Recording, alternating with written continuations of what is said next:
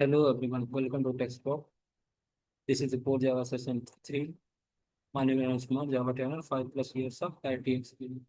So let's start the session. Today's class agenda is we will see advanced Java concept, what is a wrapper class, what is a enum in Java, and cloning the object, how we will clone the object in Java. Okay, with this three all topic we will cover in today's class. So what is a basically a wrapper class? So wrapper class basically convert your primitive data type into an object. Okay, this is useful when working with the collections like array list. Okay, that store the object. Okay, like in wrapper class here the value are stored in the object, and the process of storing the value inside the object is called wrapping or boxing. Okay, what I have said, the process of storing the value inside an object is called as a wrapping or boxing, and restoring the value back from the object is called unwrapping or unboxing. Okay, so this is basically a wrapper class. Wrapper class object value are stored in an object like public class. This is the example public class wrapper is a class name. Public static void main is the thing. Int num equal to 10. Okay, then I will write integer, that is int can be written as integer object equal to integer dot value of now. This is a boxing. And what is unboxing? Int value equal to object dot int value. It is unboxing. First we have boxed the value inside an object, then we have unboxed the value from the this object obj. So this is called a boxing and unboxing. Okay. So we have 8 primitive data types, so that there are 8 wrapper class. All primitive data types are the wrapper class. The main advantage of wrapper class is easy manipulation of data. If somebody asked why we are using the wrapper class, you can tell wrapper class we are using for easy manipulation of the data. Okay, so what I can do here, let me show you some simple example of a wrapper class. Like here, this is main method. This is main method. I will remove this spaces. Now what? First is int the integer. uh, integer I equal to 10. Okay, 8 primitive data types, 8 wrapper class. Okay, you can also create in this way also in a integer. Sorry, integer I equal to new INTEG. In this way, you can also create a new object of type 10 of type integer. Okay, in this way, you can also create an object. First way of creating an integer object is this, and second way is this. Okay. Now you can, what you can do, you can manipulate the thing. Means wrapper class is basically advantage for manipulation of that, like SYSOUT.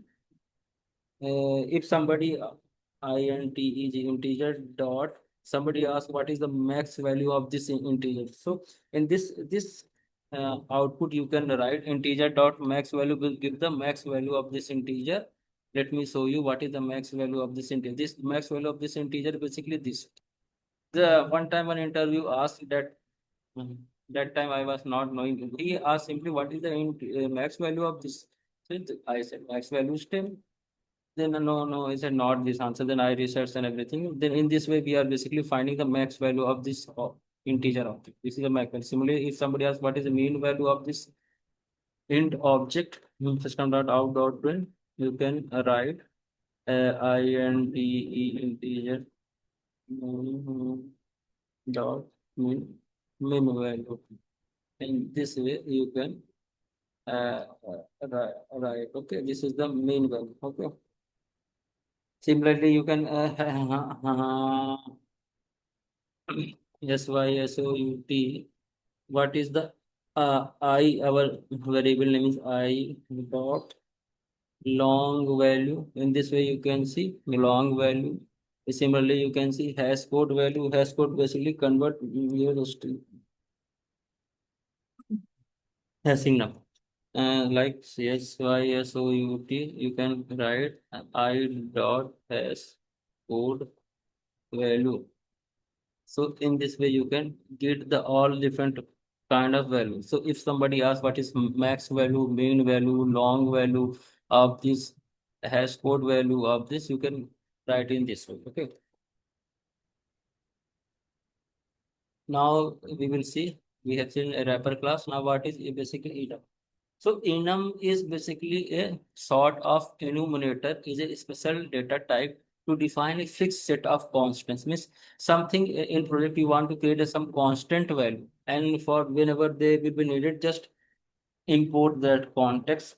Okay, so we are generally creating enum. Enum are the collection of constants. Okay, enum are the collection of constants. So how we are creating an enum classes basically. This is the module project file. Okay, okay. I will delete this class first. So you will go here, go to new.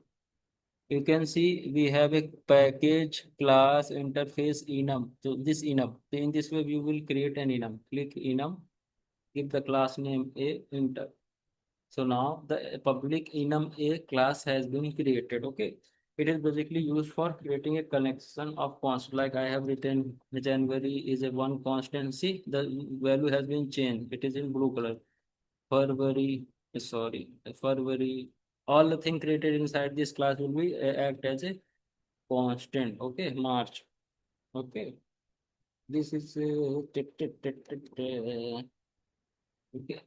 And now create a class B,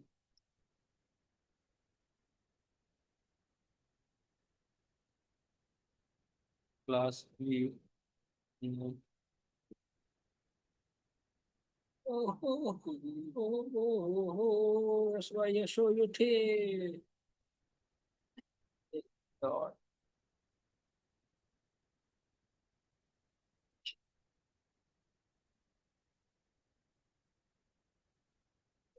Okay, okay, no problem.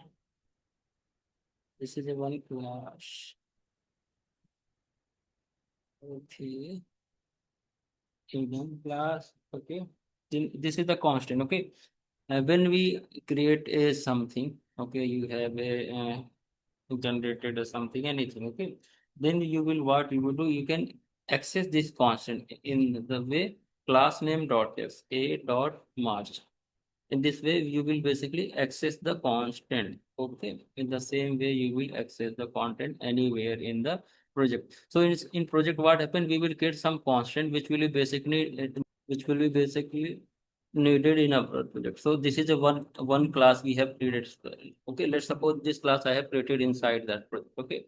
Now there is another class that is a B. I want to use this constant value inside our another class. So how we will use same way, just write main, then SYSUT. I want to use the constant a dot, like we have a January in this way. Similarly, you can also print SYSOUT a dot February. Okay, and just hit it. In this way, you will get the constant value January, February. So this is the basic example of the our enum classes. Okay, these are the example of the enum classes. Now moving to our next topic today session, that is the cloning. What is basically cloning? Cloning basic means when you create a one copy of a certain object. Cloning, we know, exact replica of a one object, that is cloning. So the process of creating a replica of a particular object by copying the content of one object completely to another object, that is called cloning. Okay, the cloning, we all know cloning English word means copying something, duplicate. So cloning is used to create an exact copy of an object. To allow cloning, the class must implement clonable interface. For using the clonable feature, we have to implement clonable interface, that is predefined interface. Then we have to override the clone method from the object class. Override the clone method from the object class. So let's me go to an. So now we will see the example of the clonable. Okay, here we have the class B. So what is the? It has been simply said we have to where is gone? Uh, We have to implement clonable interface and then clone method. So here. This is implements, IMPLE, and implements, ELONABLE, CLONABLE,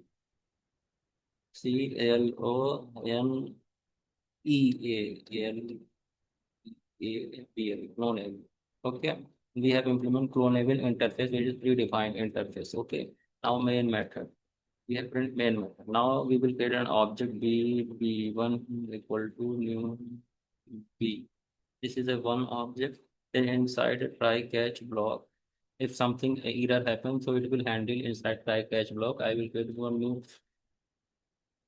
more object of B B2 equal to B2 equal to typecast. Now I will do typecasting of B class. Then I want to clone v1 dot clone method for cloning. v1 dot clone method for cloning.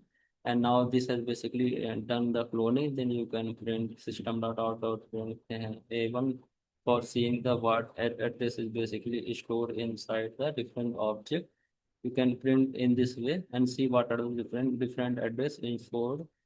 So it is v2 and here it will be v1. This is the basic simple code. Just save the code and run your Java class. But in this way, these are the different object resources in the two different things. So in this way, we can basically see that done the cloning with the help of the clone method and implement cloneable interface. Okay. So this all for today's session. See you in the next session. Okay. Thank you. Bye bye.